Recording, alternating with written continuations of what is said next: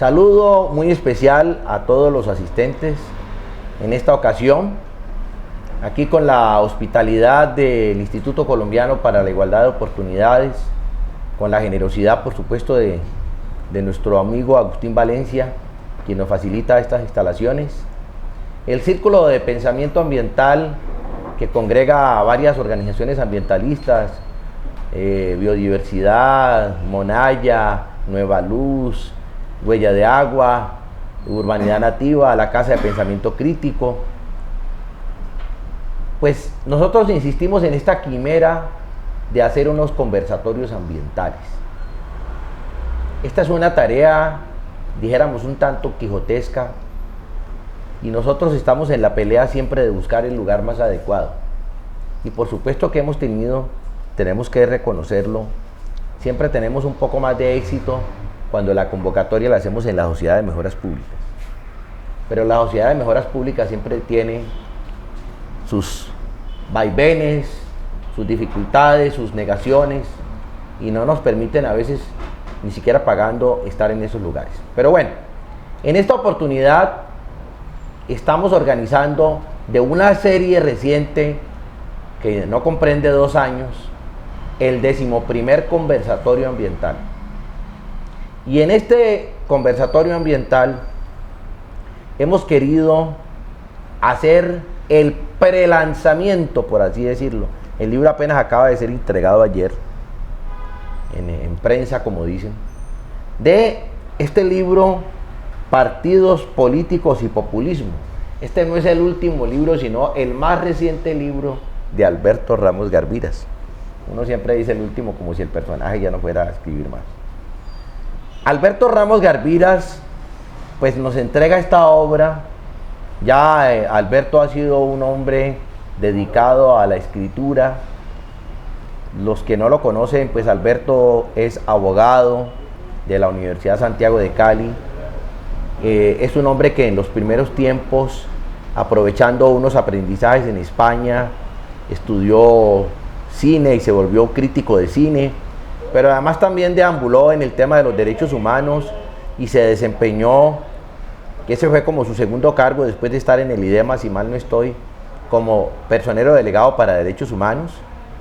Después, la coyuntura política le permitió ser procurador ambiental del Valle del Cauca, y ahí se adentró por los caminos pues del derecho ambiental. No solamente fue además director del Departamento Administrativo de Gestión de Medio Ambiente, una oficina afín, la Oficina de Gestión de Riesgo de la Gobernación del Valle del Cauca, y fue delegado del gobernador en el Consejo Directivo de la CBC, por lo tanto presidió el Consejo Directivo. Por supuesto que ha tenido otros cargos en la Beneficencia del Valle, la Secretaría General de la Gobernación, pero fundamentalmente ha sido durante todos estos años un catedrático, y su vínculo con la cátedra le ha permitido pues escribir, porque la ventaja del docente es que tiene el reto de estar permanentemente investigando, actualizando. Entonces yo quiero pues anunciarles con mucho gusto, con mucha alegría, el prelanzamiento de este libro de Alberto Ramos Garviras. Y para darle el uso de la palabra a Alberto en esta oportunidad, yo quiero leer el prólogo de un hombre también muy querido para nosotros. Es un hombre palmirano, además, cotudo como el suscrito, Ricardo Sánchez Ángel. Ricardo es abogado de la Santiago y tiene la particularidad de haber destacado en la Santiago en el año de 1968, cuando se hizo la toma del cogobierno, la única universidad privada en ese momento de la década de los 60, en que estaba la Comuna de París, en que estábamos saliendo de todo ese desencanto de la Segunda Guerra Mundial, y los jóvenes empezaron a generar lo que llamó Naciones Unidas la década de la esperanza. Entonces Ricardo lideró la toma, en la que permitió que Álvaro Pío Valencia, el hermano de Guillermo León, fuera el rector de la Santiago de Cali, que además tuvo la fortuna de traer de vicerrector académico a Estanislao Zuleta. Fue un momento muy importante. Ricardo que además pues tiene un doctorado en historia, ha sido decano de la Facultad de Derecho de la Universidad Nacional, director del Instituto Luis Carlos Galán. Ha hecho un prólogo y yo me voy a permitir leer el prólogo. Es un prólogo breve pero muy interesante y dice así: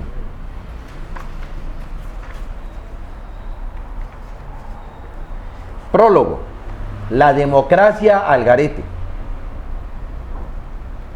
El tema de la crisis de la democracia, los partidos políticos y el populismo agita el escenario de la política a escala internacional. Recorre todos los países y continentes y enriquece el debate intelectual y la controversia política. Ha sido instalado en las agendas nacionales para interpretar las dinámicas contemporáneas que sacuden las democracias realmente existentes y su fracaso para resolver los graves problemas socioeconómicos de la corrupción, la violencia y las guerras. La democracia, tal como la vivimos hoy en día, es principalmente la expresión de intereses creados en contravía de las expectativas generales de la ciudadanía del común. El profesor Alberto Ramos Garviras, en su libro Partidos Políticos y Populismo, entrega sus reflexiones al lomo de los acontecimientos en Colombia y otras latitudes sobre la llamada encrucijada, marchitamiento, desintegración de la democracia y su correlato, los partidos políticos. Se trata de un amplio repertorio de asuntos de la agenda política, comenzando por la necesaria valoración a tiempo presente del voto, el sufragio universal tal como lo delimita la teoría política y las instituciones jurídicas. Para Alberto Ramos es el punto de partida, la matriz a estudiar, en el doble movimiento de lo conceptual y de experiencias recientes. El derecho al voto y su ejercicio pleno y libre son el primado de la revolución democrática desde que se inauguró en Francia en 1789 y entre nosotros en la República desde su fundación en la independencia hace 200 años, en un proceso de avances y de formaciones hacia la universalidad y su ejercicio libre, con las tradiciones de la comunidad de la minga indígena, negra y las formas colectivas de los campesinos, artesanos, trabajadores y jóvenes. El derecho al voto como pilar democrático es débil entre nosotros porque está interferido por las violencias recurrentes, el clientelismo y el gamonalismo. También por las imposiciones de las maquinarias y camarillas que gobiernan los partidos aparatos, que es lo realmente existente. A lo que se suma la manipulación de los medios de comunicación de masas, con su favoritismo a favor de ciertos personajes y censura a otros. Las candidaturas de papel, la creación de prestigios mediáticos con noticias falsas, consolida una democracia fraudulenta, donde el fetichismo de las formas jurídicas maquilla una realidad desobligante. Por supuesto, don Dinero es el gran expropiador de la democracia electoral y partidaria. Las campañas electorales se constituyen en campañas de costos inusitados, con el maridaje de políticos y contratistas, con el crimen organizado y o conglomerados financieros. Esto determina el sistema de la democracia y los partidos políticos. El autor de este libro es un analista crítico de las dinámicas de la cosa pública y un apasionado defensor de la transparencia y de la ética de la responsabilidad en el ejercicio de la política. Por ello, presenta alternativas como la abstención inducida, el voto de opinión, el voto en blanco y su propuesta más preciada y polémica, el voto obligatorio. El otro asunto concomitante es el de los partidos políticos con la pluralidad de realidades en la praxis partidaria. El autor se refiere a la relación de los políticos con la democracia, partidos y transmutaciones, partidos y movimientos sociales, pluripartidismo, partidocracia, sectores sociales y grupos ciudadanos. Se realizan los comentarios pertinentes al uso y abuso de las encuestas, el papel perverso de la publicidad y la propaganda.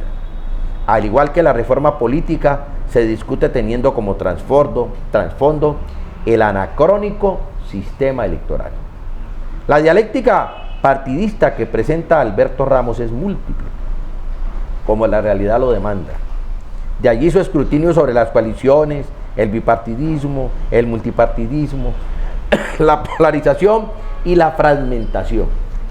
Su análisis es penetrante, como en el caso del llamado centro político, que el autor critica por endeble, desenredando la madeja de las confusiones en torno a este tópico. Igual análisis realiza frente a las independientes y las tercerías.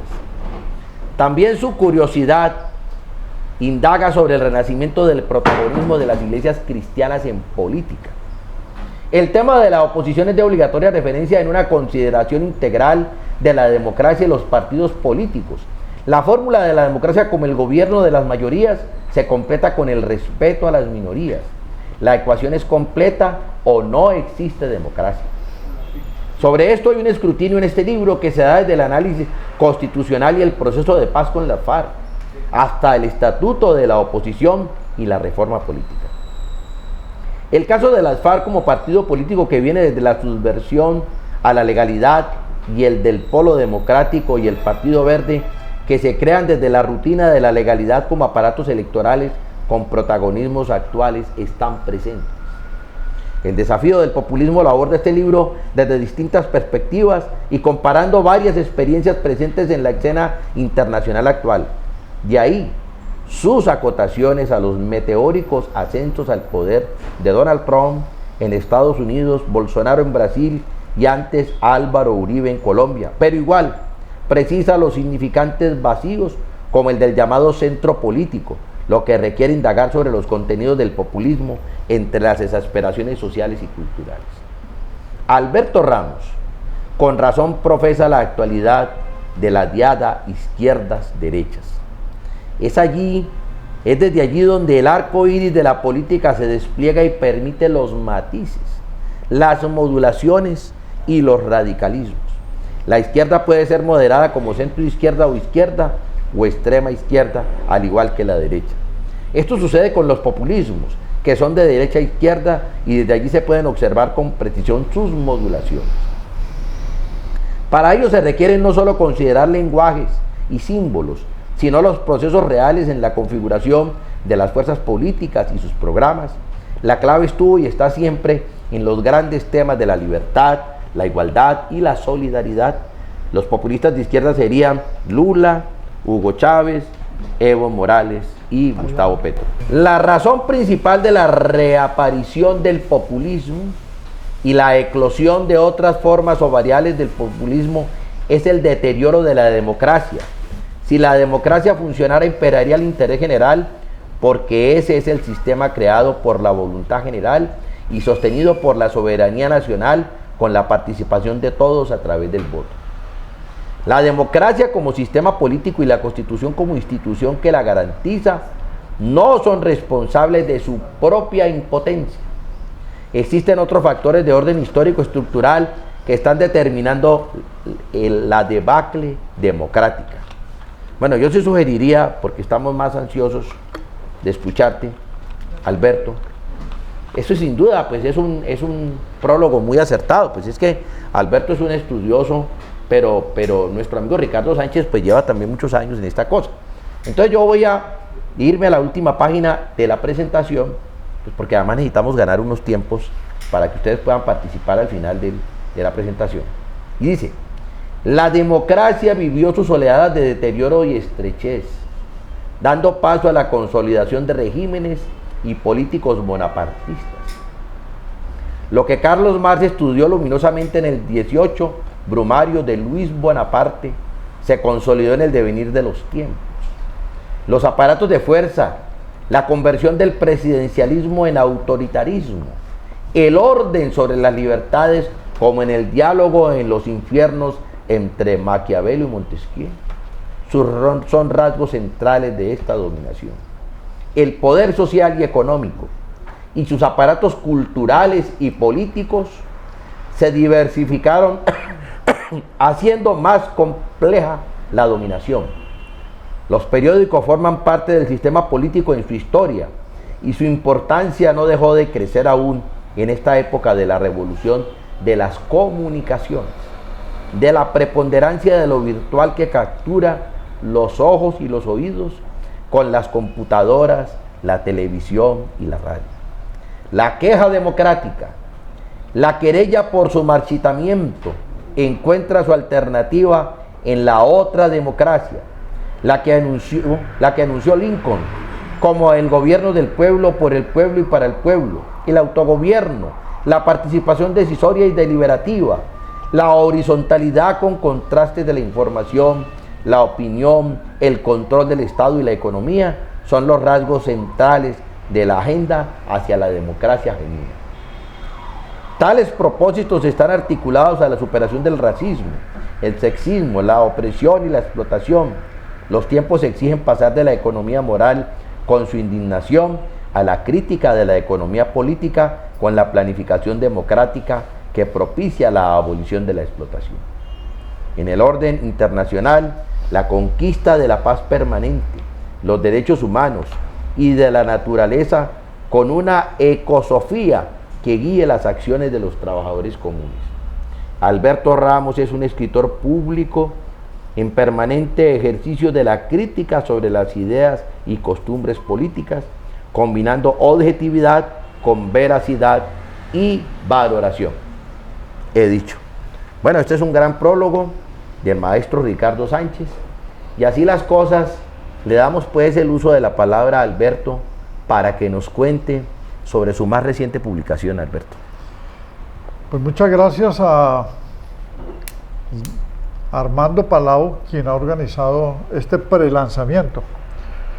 Luego, con más tiempo, porque el libro salió hoy, vamos a hacer un lanzamiento en la Universidad Libre y una presentación en la biblioteca departamental.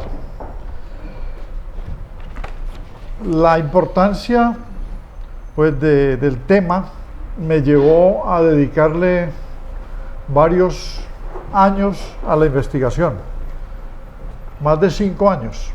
Lo que pasa es que la crucé con otras investigaciones, una sobre terrorismo, otra sobre medio ambiente en el libro Aguas y Derechos, y otra sobre movimientos sociales y protestas. Pero esta investigación la inicié antes de esos libros, de manera espaciada, con el método es decir, lo que iba abordando en las clases con los alumnos lo iba comprimiendo en papers, ¿no? Documentos cortos, y las columnas de prensa y programas de televisión sobre partidos y sobre populismo lo sistematicé aquí. Por lo tanto, está actualizado en la misma medida en que el grueso de los escritos se publicó en los últimos 2 años en la revista Caja de Herramientas. Es una revista virtual de Viva la Ciudadanía, www.vivaorg.com. Y sobre todo, en el año 2018 le hice un seguimiento a toda la campaña política y a las 3 jornadas electorales, la de marzo, la de mayo, que fue la primera vuelta, y luego la segunda vuelta. Entonces allí hay elementos que son muy nuevos, y en el 2019 le hice seguimiento a la reforma política que fracasó, a la reforma de la justicia y al desenvolvimiento de los partidos en lo que se ha llamado pues la nueva oposición a partir del estatuto de la oposición. Ahora lo reseñaré en la misma medida en que avance brevemente en los aspectos que integran la tabla de contenido. Que en el caso de la oposición es que tenemos por primera vez en la historia de Colombia un presidente con doble oposición. O sea, aquí nunca había habido oposición. La oposición del siglo XIX fue con guerras, las guerras civiles y enfrentamientos entre los partidos, y criminalizando al enemigo. La oposición en el siglo XX, dentro de la alternación del bipartidismo, fue una oposición para buscar entregarse, es decir, de colaboracionistas, excepto en los periodos de hegemonía del Partido Conservador y del Partido Liberal. Todo lo que fue el Frente Nacional fue de cooperación, y el Postfrente Nacional de colaboración y cooperación, o sea, de entreguismo, formando un solo partido, que es el Partido de los Contratistas. Y En los últimos años, digamos, en lo que son los 16 años de un presidencialismo excesivo, o sea, la reelección de Uribe y de Santos son 16 años, la oposición prácticamente quedó reducida al polo democrático y en el último gobierno al Partido Verde, que también se entregó al final del 2014 al 2018.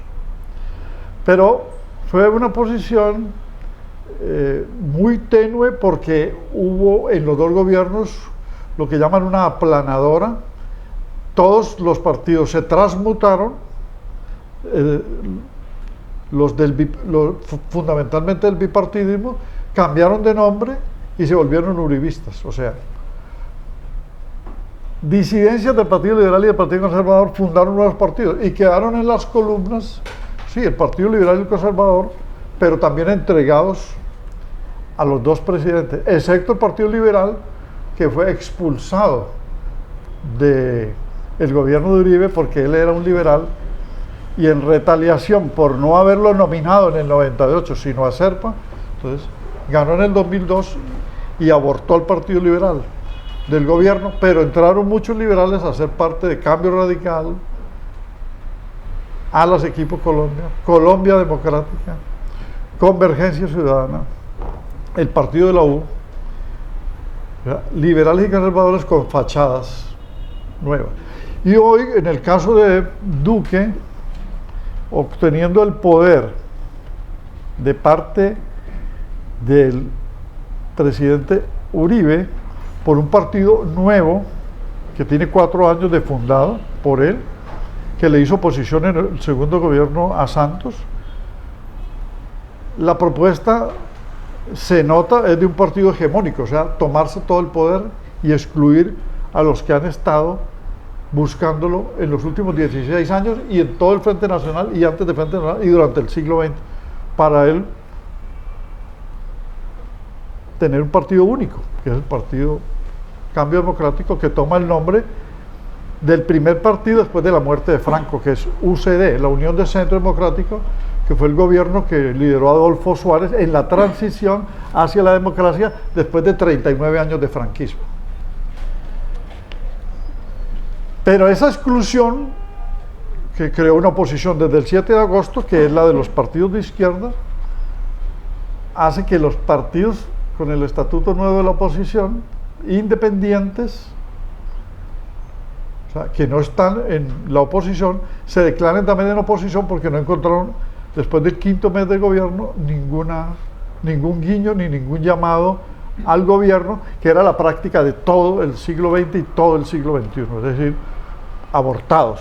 Por lo tanto, están en oposición, pero es una oposición tenue que no sabemos para dónde va y en qué momento vuelven a buscar porciones de poder. Entonces el libro empieza con una reflexión sobre el voto obligatorio, en el sentido de que mientras que Colombia no tenga aprobado el voto obligatorio, seguirá la abstención del 50% de la población, como es el comportamiento desde 1910. Vota un 50, 51, 52%, un 47%, es decir, no se sabe qué piensan los abstencionistas. Y quienes se apropian de los aparatos de los partidos y saben hacer elecciones, porque hay un llamado voto universal, se apropian de los cuerpos colegiados y por lo tanto de los espacios de poder.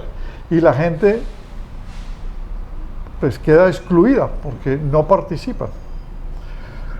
Yo creo que el voto obligatorio de nombre es muy fuerte la expresión, pero no es tan obligatorio, porque la gente no tendría que votar por alguien, podrían concurrir y votar en blanco.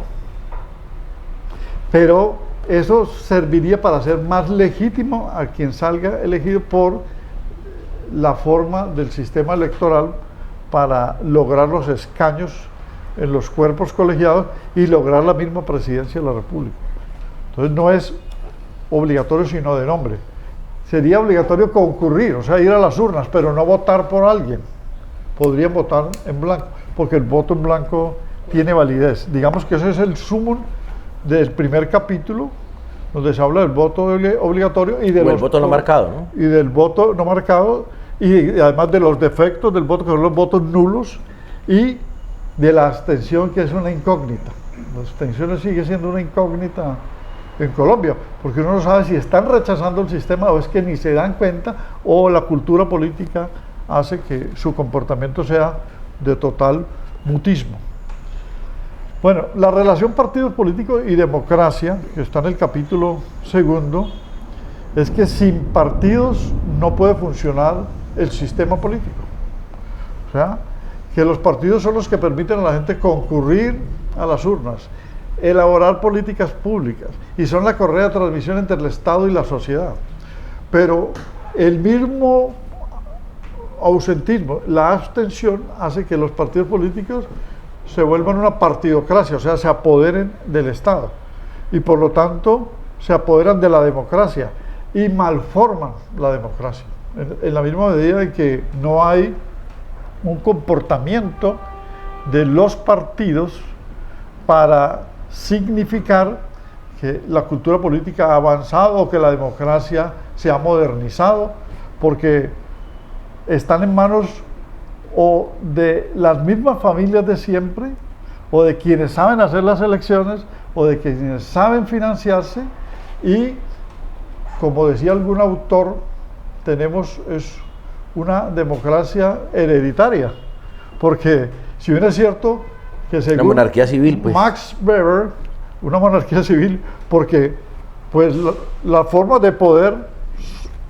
históricamente son, pues, digamos, la fuerza, que es el elemento militar, en las sociedades antiguas, con los guerreros que se tomaban el poder, las tiranías y los invasores. En la Edad Media, la sucesión hereditaria de sangre, como todavía hay en algunas monarquías europeas, pero por linaje, por la sucesión.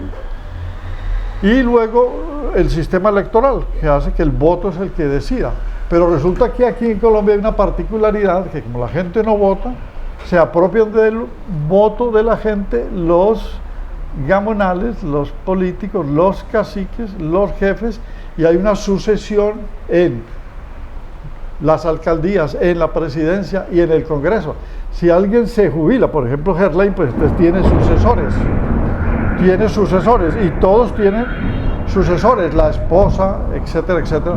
O sea, que hay sistema electoral, pero sucesión en los cargos, tanto del aparato del Estado como en los cuerpos colegiados. Una democracia supremamente extraña. Hay una relación también entre partidos políticos y movimientos sociales. Movimientos sociales no son partidos, pero hacen política. La Constitución en el artículo 107 y en el artículo 108, pues permite la fundación de partidos políticos, de movimientos políticos, y la actuación de los movimientos sociales, no de los sectores sociales que están nombrados aleatoriamente por allá en el artículo 109 de la Constitución. Pero los movimientos sociales han irrumpido de la década del 70 en América Latina, pero siempre han sido, digamos, subordinados o subsumidos o incorporados por los partidos o utilizados en alianzas por los partidos. Entonces en Colombia lo que se ha dado es una aparición de terceras fuerzas, que son las tercerías. Por ejemplo, en la década del 60, ante la monopolización del aparato del Estado por parte del bipartidismo, en un plebiscito que no lo fue tal, sino que fue un referéndum del año 57, como lo explica Fernando Cepeda, se apoderan en la alternación liberales y conservadores de todo el aparato del Estado hasta el año 74. Entonces, los inconformes fundan tres fuerzas de tercería política, que son la ANAPO de Rojas Pinilla, el MR de López Miquelsen, hijo de un expresidente, y el Frente Unido de Camilo Torres. ¿Sí? Pero el aparato del Estado constitucionalmente estaba consagrado para liberales y conservadores. Y cuando Camilo Torres entra a la guerrilla, pues se muere en el primer combate. Rojas Pinilla, que había sido presidente, llamado por las élites, luego es juzgado por corrupto, luego sale bien librado de ese juicio, funda la ANAPO y se reviste de conservador para ir a la elección del 70 con Evaristo Surdís y Belisario Betancur y Misael Pastrana. Y hay un fraude, y gana él la elección y le roban la elección. Entonces ahí se desaparece esa fuerza, que luego va a quedar gravitando en la década del 70, los 80 y el 90 con los nietos de él, hasta que llegan a descomponer inclusive el Polo Democrático, lo que quedó del ANAPO, que fue un experimento muy interesante de carácter populista, fue esa formación. Se habla del pluripartidismo en el libro, es decir, la Constitución creó, como les decía ahora en el artículo 107, la libertad para fundar partidos y movimientos políticos.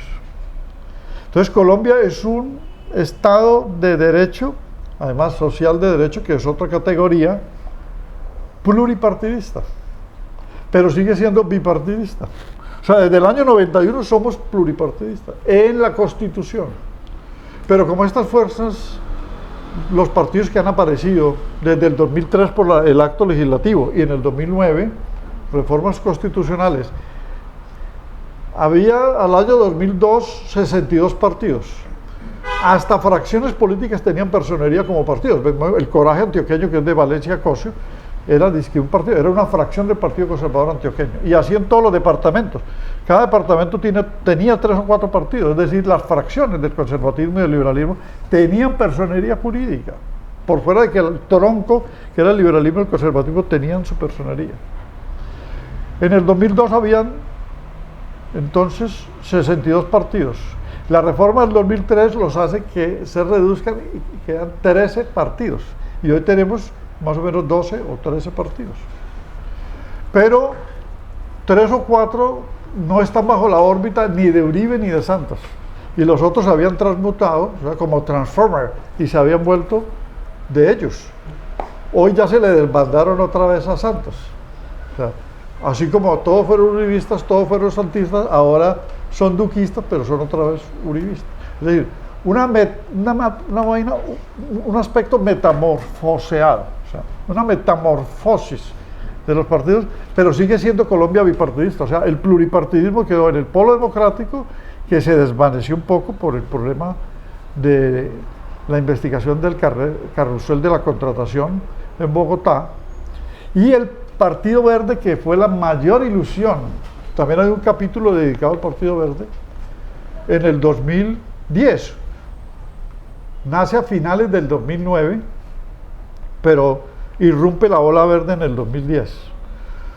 Producto de una personería jurídica prestada a un personaje que había salido del M19, el señor Ramón González. ¿Sí? Y por lo tanto nunca soltó esa personería, y quienes ilusionaron a Colombia, que fueron Mocus, Peñalosa y Lucho Garzón, y que llegaron a llamar a otros dos, que eran, digamos, el trío más atractivo en el momento del 2010, llamaron a Sergio Fajardo y a Marta Lucía Ramírez, eran los quíntuples transitorios.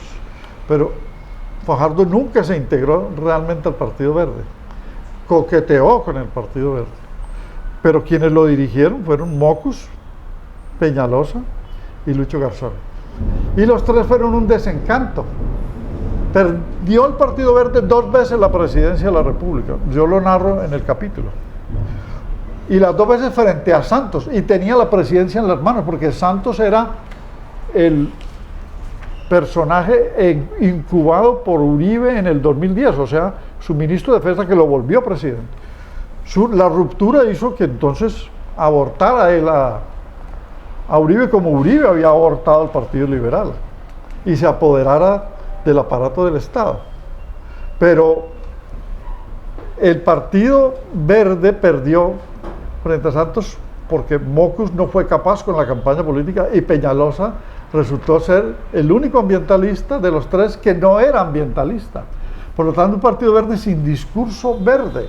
Es el desencanto mayor de un partido que todavía en este momento en Europa ha recobrado el poder, en Alemania y en otros países. El Partido Verde, que era el partido de mayor opción, se desintegró porque nunca enarbolaron un discurso verde, y porque quienes abrieron la compuerta en el 2014 para volverlo Alianza Verde en una integración con progresistas y otras fuerzas, porque siempre fue una confluencia de muchas fuerzas el Partido Verde.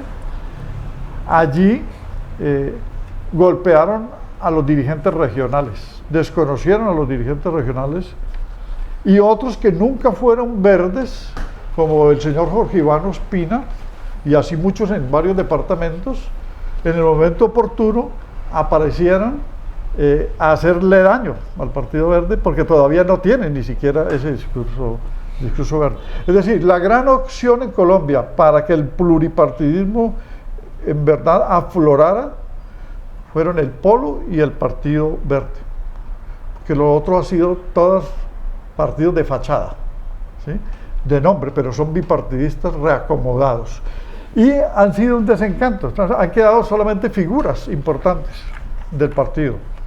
Del Polo, pues alguien del MOIR como Jorge Robledo y Cepeda y otras figuras, pero el Polo como confluencia también se debilitó. Y lo mismo el Partido Verde.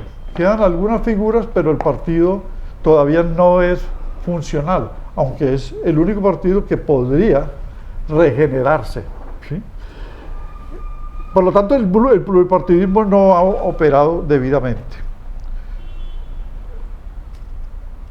La reelección presidencial que les decía en el 2006, que fue la primera reelección, cambiando la Constitución, reformándolo, porque el primer gobierno fue del 2002 al 2006, y luego buscando la segunda reelección para una tercera presidencia, hizo descomponer hasta los mismos magistrados de la Corte. Si en la primera elección Manuel José Cepeda, por ganarse la embajada en París como magistrado de la Corte, le dio pues una embajada para el papá, le hizo una concesión con una sentencia. Ya en la segunda reelección, Humberto Porto, ¿no?, magistrado, no accedió constitucionalmente a esa exequibilidad de la reforma. Luego Santos llega y hace 2 gobiernos, pero promueve el desmonte de la reelección. Él mismo lo promueve, y estamos ya frente a un solo periodo. También hay un capítulo sobre las coaliciones. Al hablar de coaliciones, estamos hablando de confluencias o de alianzas, porque en Colombia es muy difícil, ante la misma debilidad y el fraccionamiento de los partidos, que alguien pueda ganar la presidencia como un partido fuerte. Entonces, pero las coaliciones han llevado a la evidencia del transfugismo, el travestismo político y estas transmutaciones en lo que prácticamente político ahí. Exactamente, en lo que prácticamente ha deteriorado la política en Colombia, porque no, la ley de bancadas que se expidió se convirtió prácticamente en una ley de butacas, es decir, no actuaron con disciplina, ¿sí? Los partidos se han vuelto no partidos, o sea, partidos minúsculos, que son empresas familiares. Esa falta de disciplina y esa búsqueda de estar siempre en los gobiernos hizo desintegrar definitivamente al Partido Liberal. El Partido Liberal fue difuminándose poco a poco, porque llegó a tener 5 presidentes, no de la hegemonía liberal de los años 30 de Olaya Herrera, López Pumarejo y Eduardo Santos, que fueron 16 años. No, 5 presidentes sin necesidad de alternación ni de obligación en el Frente Nacional. Turbay Ayala, Barco, Samper, Gaviria, ¿sí?, y López Miquelsen. O sea, fueron seguidos, porque Turbay sucedió a López electoralmente. Y nunca operaron como partido de gobierno, sino que entregaron, no fue la Tercera República, los vicios del 60, la Tercera República, y con los vicios del 60 le entregaron la mitad al Partido Conservador, hasta que el Partido Liberal se desintegró y está desintegrado en manos del señor César Gaviria. Entonces se analiza ese problema del Partido Liberal, que ahora funge de independiente. Y en este momento lo que están haciendo es una rebatiña a de traer otra vez los liberales que se habían ido para Cambio Radical y quitárselos a Vargas Llera porque perdió el poder. Los Char, Mestre y a los otros que están sonsacando. Es decir, y la falta de seriedad de estos partidos para modernizar la democracia. La democracia en Colombia está prácticamente alterada por el comportamiento de los partidos y últimamente, después del 91, por el avance del neoliberalismo que lleva a la globalización y esto a la privatización de todos los servicios. La población no encuentra que el Partido Liberal ni el Conservador le satisfaga las reclamaciones, ni los partidos que fueron fundados por el presidencialismo excesivo, y por lo tanto la gente está expósita buscando ubicación con un partido nuevo o presionando a través de los movimientos sociales, y los líderes sociales están siendo asesinados. Es decir, una democracia totalmente alterada. Pero el libro hace énfasis al populismo, es decir, cómo el populismo ha vuelto a irrumpir en América Latina, lógicamente en Colombia también, y en Europa y en Estados Unidos. El populismo es producto de la crisis de los partidos en cualquiera de esos países donde aparece. Por ejemplo, Donald Trump es un populista de derecha, y casi que de extrema derecha. No era ni siquiera republicano. Él fue candidato presidencial en el 94 y compitió contra Clinton cuando Clinton logró la presidencia. E iba por el Partido Republicano. ¿Sí? No, iba como independiente. El otro era Pat Buchanan, creo. Entonces, logra penetrar al Partido Republicano, al que no había pertenecido, y logra la presidencia, no con un discurso de republicano, sino con un discurso populista que es xenófobo, supremacista. ¿Sí? Él es antiglobalización, o sea, antieuropeísta, proteccionista, que es con lo que se ha granjeado a la población, y racista. De tal manera que así hay muchos en Europa, ¿sí?, que enarbolan ese tipo de discurso en medio de las oleadas de migrantes, de refugiados, producto de las guerras de África, de Oriente Medio, en Siria, en Afganistán.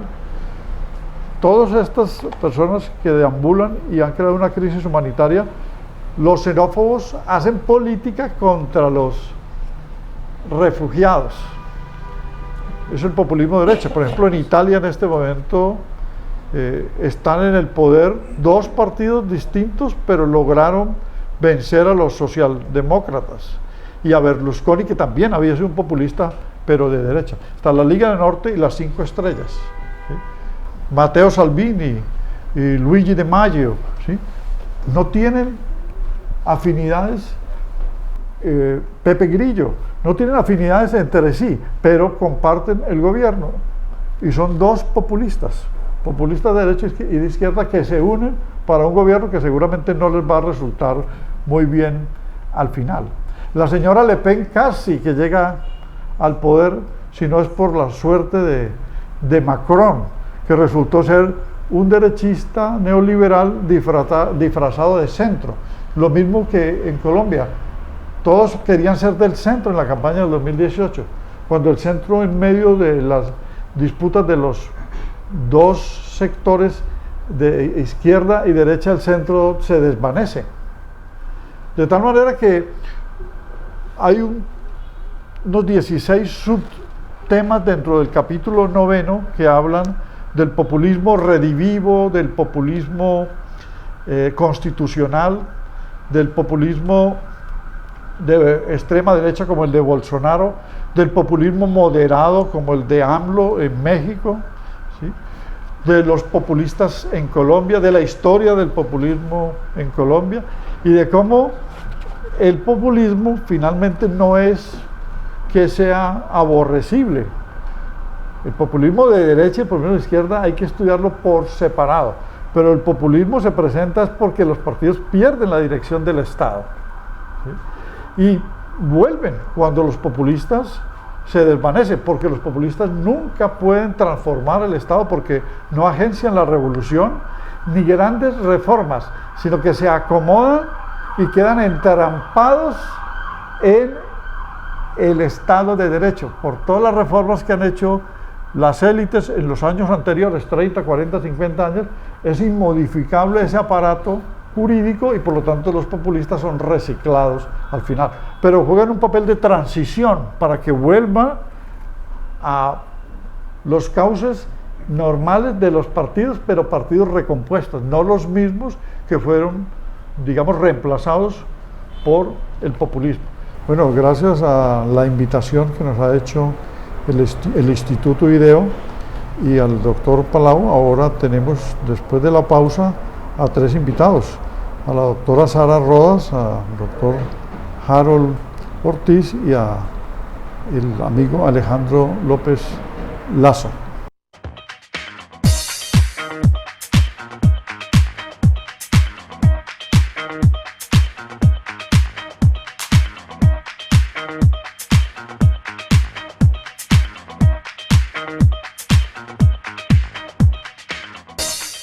Bueno, y agradeciendo esta invitación del profesor Alberto Ramos y además sus reflexiones acerca de qué está pasando con los partidos políticos en Colombia, alrededor también de una esperanza de posconflicto que algunos reservamos, y claramente lo que se da en el ambiente en medio de este proceso, y es el populismo, bien sea un populismo de derecha o un populismo de izquierda, pero que básicamente se basa o está sustentado un poco en el miedo, bien sea por parte de la derecha o por parte de la izquierda.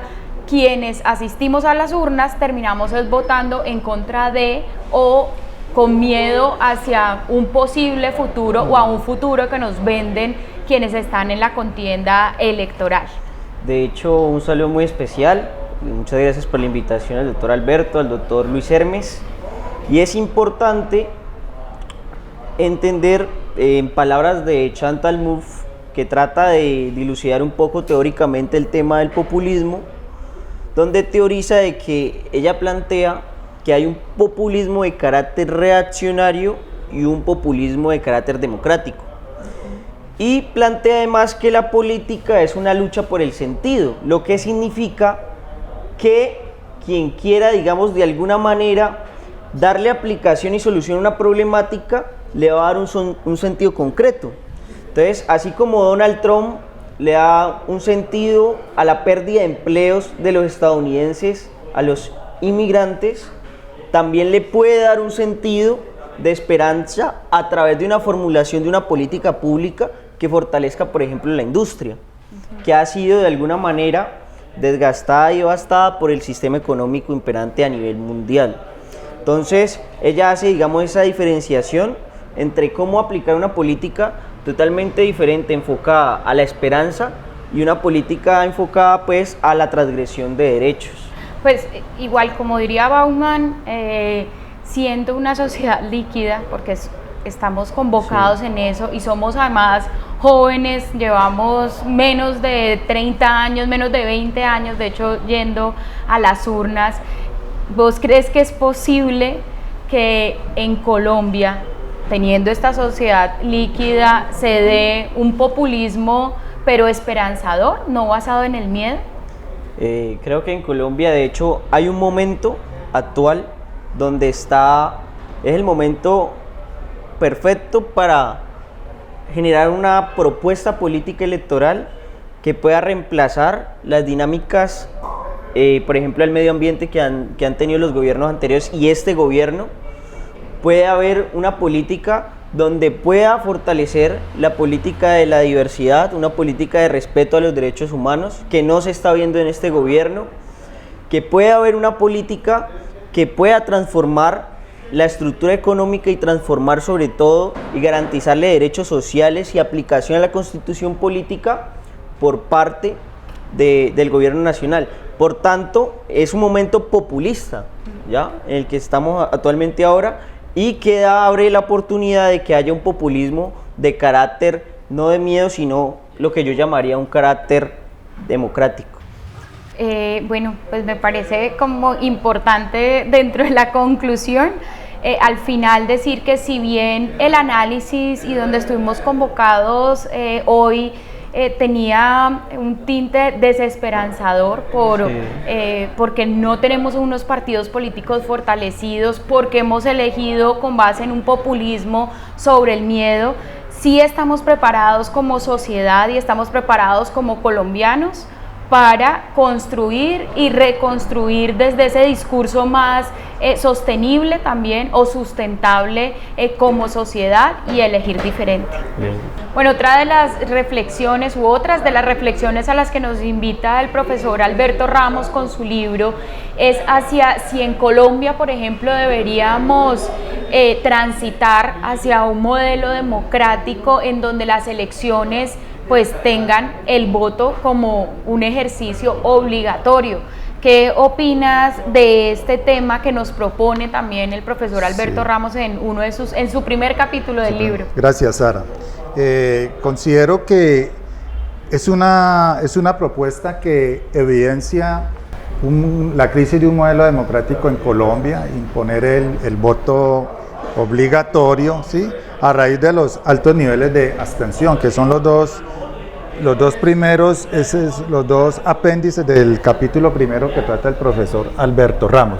Yo creo que eso tiene un contexto y tiene que ver con la desconfianza ciudadana hacia ese modelo tradicional del bipartidismo en Colombia. Entonces buscan mecanismos políticos administrativos para presionar a la ciudadanía, ¿sí?, para poder ellos fortalecerse en medio de la crisis de ese bipartidismo, ¿sí?, lograr el control por el poder político. Pero eso también tiene otras manifestaciones y expresiones, que en ese sentido no me aparto de la postura de Michel Maya, ¿sí?, de que evidentemente el voto obligatorio y el abstencionismo es una expresión del fracaso del modelo bipartidismo en Colombia. Y eso se puede manifestar también en el auge de los movimientos sociales. Observe, Sara, que todas las expresiones, todas las exigencias y reivindicaciones de los movimientos sociales lo hacen es por fuera de los partidos políticos. Ya los partidos políticos no son los canalizadores del descontento ciudadano, del descontento de los movimientos sociales o de los descontentos de la sociedad civil. Lo hacen de manera independiente y autónoma y por fuera de ese horizonte o ese norte de los partidos políticos. Yo creo que eso es una prueba suficiente de que el bipartidismo, los partidos políticos en Colombia están en una franca y total crisis. Que funcionen, sí, pueden funcionar, pero funcionan mal. El hecho de que estén funcionando no significa que estén funcionando bien, de que estén haciendo bien su trabajo. Están funcionando, entre comillas, funcionando mal a través de la compra de votos o a través de la intimidación también del voto. Pero esa no es la misión, esa no es la visión o la exigencia que pone la democracia hacia los partidos políticos. Pues nosotros estamos como país de cierta forma convocados y con un compromiso ciudadano hacia responder al posconflicto. Sin embargo, desde el año pasado, la muerte a los líderes sociales en Colombia han ido en incremento. Claro. Y el miedo aparece también como jugador dentro de esa imposibilidad de que como base social o como movimientos sociales se contribuya a tener una democracia mucho más fuerte. Si además hay una dificultad para que haya acceso a la información y a la formación democrática, ¿qué tanto nos puede ayudar tener un voto obligatorio cuando los movimientos sociales están amenazados claramente y de hecho pues es que están matando a los líderes sociales, y cuando no hay acceso a la información y a la formación democrática? Pero mira que en Colombia sucede un fenómeno bien raro e interesante.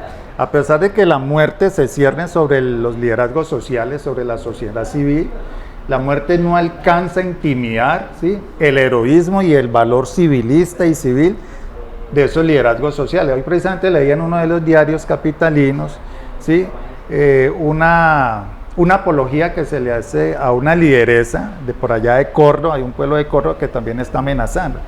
Ese evento, ese reconocimiento se lo hicieron creo que aquí, hoy, ayer, en el día de ayer, ¿sí?, y ella dice textualmente que a pesar de las amenazas y de la muerte sobre ella y su familia, ella va a seguir empoderando ese liderazgo. Es decir, ni siquiera la muerte con toda esa capacidad tan destructiva y intimidación que tiene sobre la sociedad civil de todas maneras no se deja intimidar. Eso es un fenómeno que llama mucho la atención y es un fenómeno también positivo, porque a pesar de la muerte los liderazgos siguen en su marcha. Bueno, una vez más contamos con la participación de otro de los invitados aquí al pre-lanzamiento del libro del profesor Alberto Ramos. Es un libro que además nos ayuda en esta reflexión y en esta formación democrática, agradeciendo al programa, a cada uno de los invitados e invitándolos para que leamos el libro y para que tengamos estos espacios de reflexión y fortalecimiento democrático. Muchas gracias a Luis Hermes Ruiz por la oportunidad que nos da para la presentación del libro y hasta una próxima oportunidad.